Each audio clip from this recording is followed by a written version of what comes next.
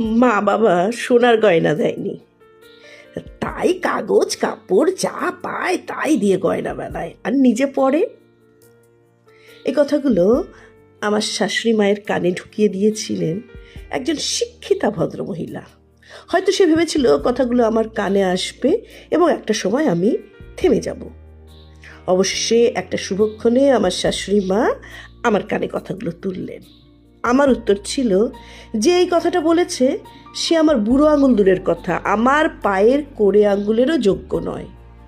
সোনার গয়না পরে যদি কোনো অনুষ্ঠানে যাই তাহলে তো মানুষ আমাকে মনে রাখবে না, কিন্তু আমি যদি নিজের বানানো গয়না পরে যাই তাহলে মানুষ আমাকে মনে রাখবে।